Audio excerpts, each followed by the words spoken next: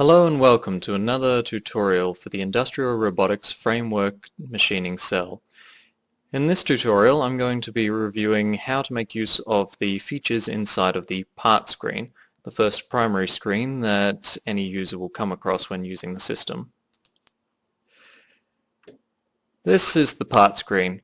As you can see here, we have a series of components that the user can interact with. First of which is the part selection interface, which has a number of tiles that show off the different parts available inside of the system. Now this is scrolled across at the bottom so you can see all the parts available to the user. Following the parts, there is a selection of jigs available to the user as well. Each of these is loaded into the system through one of two ways. Either the part was loaded into the file share system and the back end automatically processed it and provided a new part available to the user. The other method is by adding the part manually. The same process is applied, of course, in needing the part to be available within the system, but this can allow you to add that part again if you needed to make a copy, or in the case of just needing an extra part of that type. To do this, we use the Add New Part button. This shows a pop-up which allows the user to select a number of options for that new part. First of which is the selection of the jig. In terms of the framework system, a jig is classified as a component that will be seen or placed on the table that can be easily recognized within the scan that the robot performs, but is not something that is machined, that operations are performed on. So this could be some sort of stand that a part is held in, or it could be some components of the part that are not machined, or some form of clamp, and those sort of things. So in here you are able to select any of the jigs that have been trained within the system, though it's not necessary in every case. In some cases where a part is simply placed on the table, no jig would need to be selected. Following that, you select the CAD model with which you are intending to train. So this will have all the files available within the system for you to specify which one you are intending to train.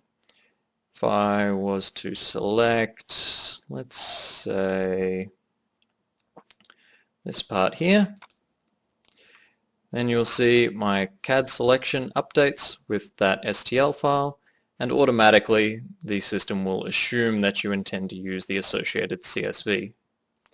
From this point, I can add the part into the system based on what type it is. This really only provides a reference to the user about what type the part is, but is good to have in any case. So this part is a piston, so I'll add it as a piston. We can see now that the part has been added in as an extra tile and is available for us to now start training.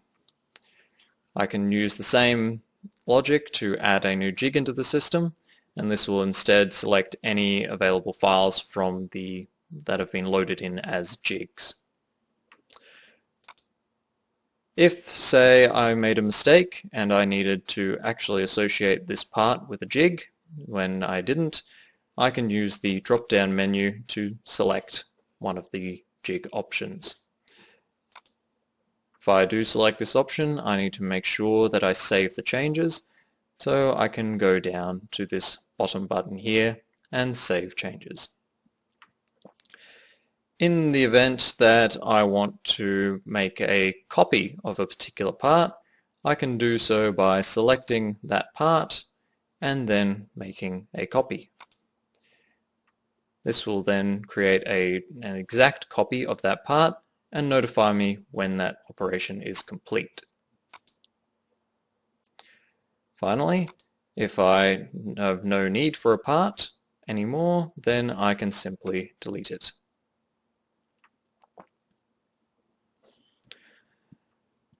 From this point, the primary things that happen in the part screen are either to start running the robot for production or to start training a particular part.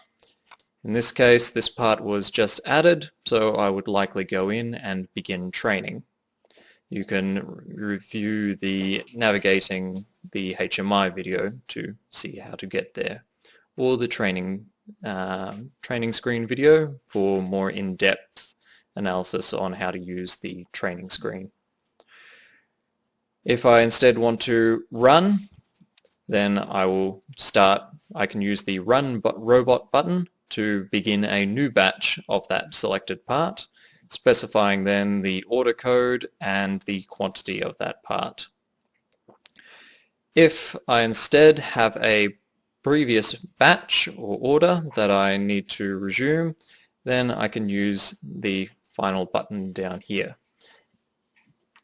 Each of these two will take me to the run screen once I've finished the required selections.